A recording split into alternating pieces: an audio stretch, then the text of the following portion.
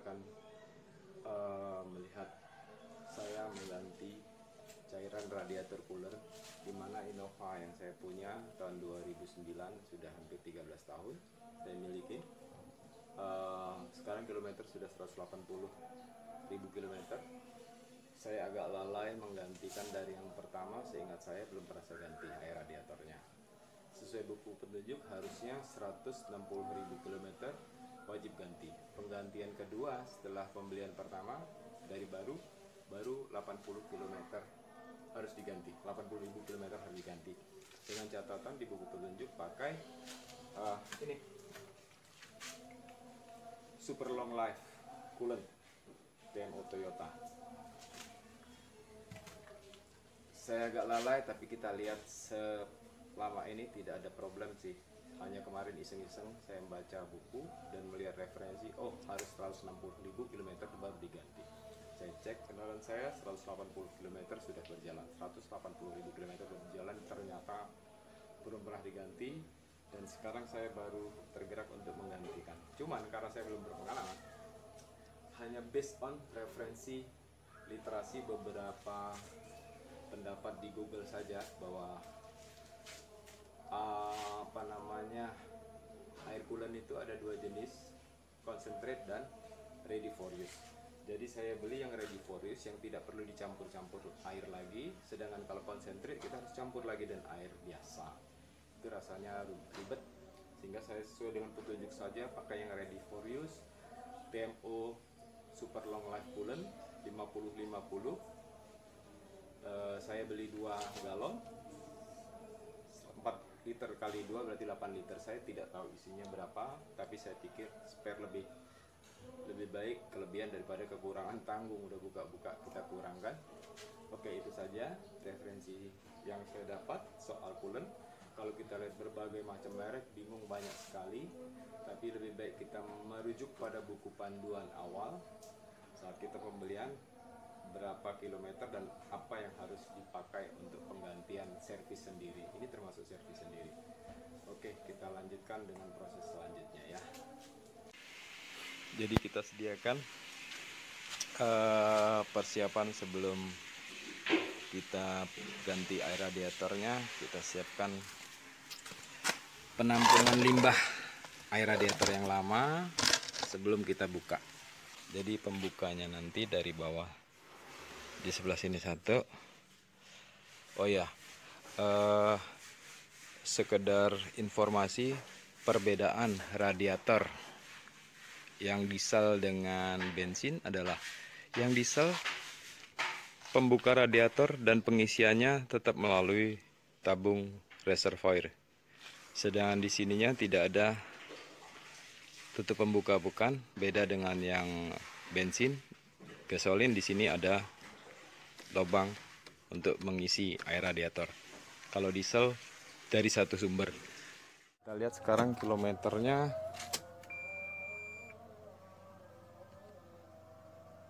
180 km, 180.000 km. Sekarang kita eksekusi penggantian air coolernya. Kita buka dari sini.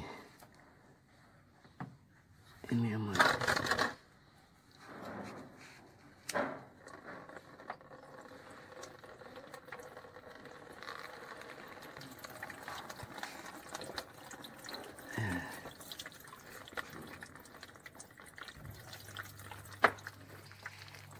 Tidak tertampung.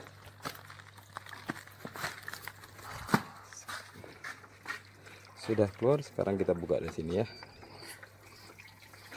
Supaya tambah kencang alirannya. Oke.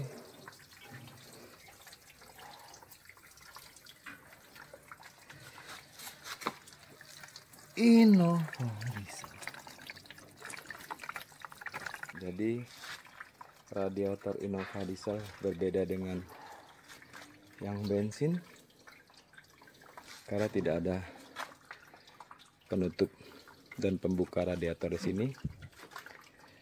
Tapi salurannya jadi satu dengan saluran pengisian ulang yang disebut tabung reservoir air radiator. Setelah semuanya berhasil menetes, ini dia air tampungan selama 12 tahun masih bersih. Air radiator selama 12 tahun ya. 12 tahun 180 km. Nggak enak, lengket. Gak pekat-pekat. Oke, kita buang. Ternyata 12 tahun TMO Super Long Life Coolant masih bagus ya. Kita buang di parit. Kita lakukan pembilasan untuk membuang atau mendorong cairan yang masih ada, cairan radiator yang lama kita buang sampai bersih.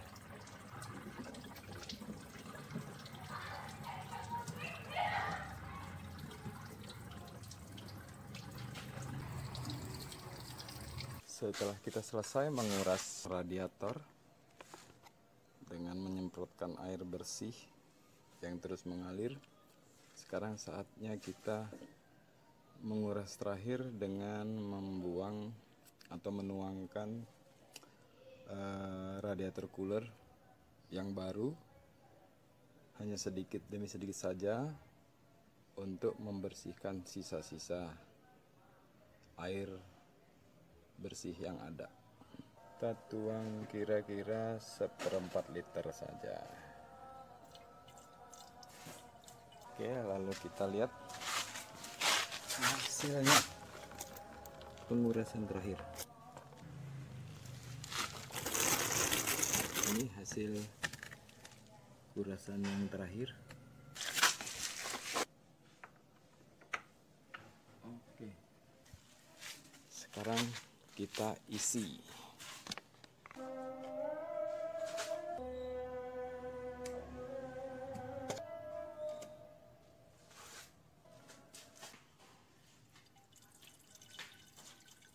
Kita isi yang pertama berapa ini?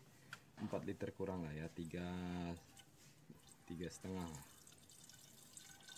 Harga TMO Super Long Life Coolant ini di Pekanbaru 1 galon 150.000.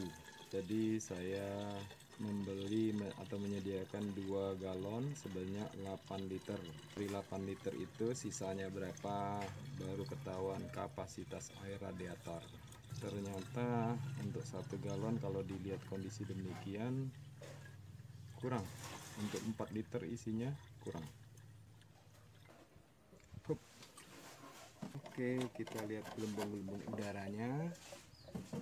Baru nanti kita hidupkan habis ini mesinnya. Kita lihat reaksinya ya. Ada suara bergejolak. Jadi mendorong udara yang tersimpan di dalamnya. Masuk semua. Oke. Dia sedang proses mengisi ruang-ruang yang kosong di dalam mesin maupun radiator.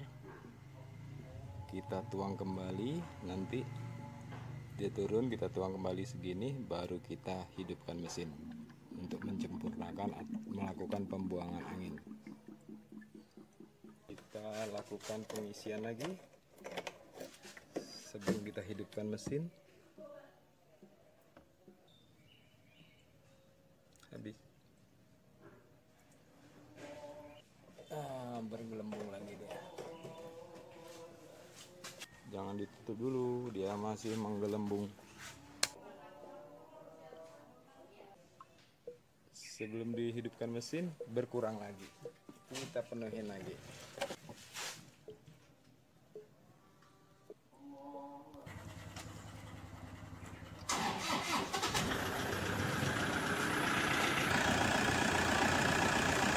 Kita hidupkan engine, kira-kira dia sudah turun kembali, turun di bawah atau mendekati level L, baru kita isi. Kita perhatikan level air turun kembali, radiator cooler turun kembali, berarti dia proses membuang angin mengisi seluruh celah-celah dalam mesin maupun radiator. Kita akan sudahin, kita akan segera tutup bila mana setelah kita isi nanti airnya tidak berkurang lagi. Kita monitor dulu ya. Sudah di bawah level L, berarti kita lakukan pengisian kembali. Nanti turun seberapa jauh lagi. Ini baru 2 menit. Sementara kita tadi sini sampai segini, sekarang udah di batas full di bawah lagi. Nah, kita menunggu itu, kita tutup ini dulu. Ini lubang. Sudah berlalu 5 menit, engine dihidupkan, perlahan dia masih turun mendekati level L. Kita lihat temperatur di dalam sudah baru menunjukkan naik. Jangan kita tutup, kita isi lagi. Di galon yang kedua sudah berkurang 1 liter. Coba kita isi sampai batas full. Sekarang kita lihat tabung yang kedua sudah berada di sini. Sebelumnya ada di sini. Berarti sepertiga dari 4 liter, 1,5 liter hilang. Berarti untuk radiator cooler Innova Diesel kita harus siapkan 2 galon. Kalaupun berlebih 2 literan lagi kita bisa simpan. Berarti kapasitas dia 4 tambah 2 liter 6 liter.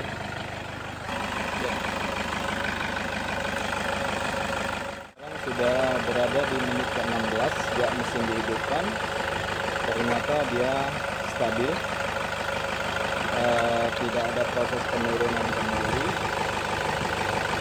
level di posisi full, tidak turun lagi.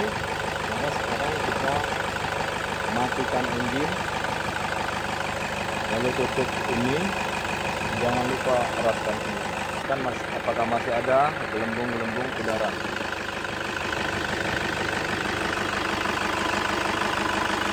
Sudah tenang airnya, jadi kondisi normal.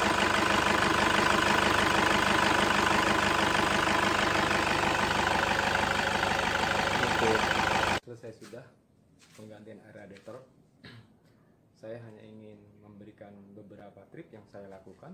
Pada dasarnya bagi kita pemula yang mau melakukan maintain sendiri kendaraan kita bingung dengan berbagai macam referensi, kita bingung dengan berbagai macam pilihan produk, sehingga kita bisa salah mengambil langkah. Tapi tip yang pertama adalah sebelum melakukan perawatan khusus radiator coolant hari ini, coba perhatikan buku manual, buku petunjuk yang ada di masing-masing kendaraan. Di situ ada tabel-tabel berapa waktu harus dilakukan penggantian setiap part. Khusus air coolant di Toyota Innova diarahkan untuk penggantian sejak mobil awal kita ambil dari showroom, kita beli baru, itu berlaku 160 ribu kilometer baru dilakukan penggantian. Yang kedua dan seterusnya baru diarahkan untuk per 80.000 km baru dilakukan penggantian. Sementara di waktu menunggu jarak tempuh demikian, kita bisa menambahkan air sedikit demi sedikit sesuai dengan kebutuhan, kalau bisa dengan air yang satu merek. Nah, khusus untuk Toyota, saya membaca buku petunjuk. Jika ingin tidak repot memaintain lagi, ikutin aja buku arahan itu. Khusus air cooler ini saya diarahkan sesuai dengan petunjuk harus memakai long life coolant 50-50, sehingga saya ngikutin itu supaya saya tidak bingung. Ternyata dari awal beli kendaraan ini saya bahkan terlewat 180 km. Si fine saja, mungkin kebetulan fine, tapi segera saya lakukan penggantian di kilometer 180.000 ini. Lalu yang paling penting adalah tipe air cooler itu ada dua, yang concentrate dan yang satunya ready for use. Ready for use ini tidak perlu ditambah air lagi, sedangkan yang concentrate itu ada di petunjuk, biasanya di label petunjuknya harus diganti air perbandingan berapa. Namun demikian lebih baik kita pakai yang ready for use. Selanjutnya soal teknis bagaimana kita mulai awal mengganti, membuang, mengganti, itu kita masing-masing bisa baca di petunjuk pemakaian di setiap label produk tersebut, sehingga kita tidak usah ragu lagi bagaimana melakukannya. Oke, semoga sharing hari ini bisa bermanfaat buat kita semua. Intinya jangan banyak ragu atau bingung karena berbagai macam opini atau berbagai macam keterangan-keterangan dari orang maupun dari referensi lain. Yang langkah awal lebih baik baca buku manual, buku panduan kendaraan kita, itu lebih meluruskan hati kita untuk memilih produk yang mana yang baik. Atau tidak harus merek sama tapi memiliki kandungan-kandungan yang hampir sama walaupun merek berbeda. Demikian ulasan ini, semoga bermanfaat. Terima kasih.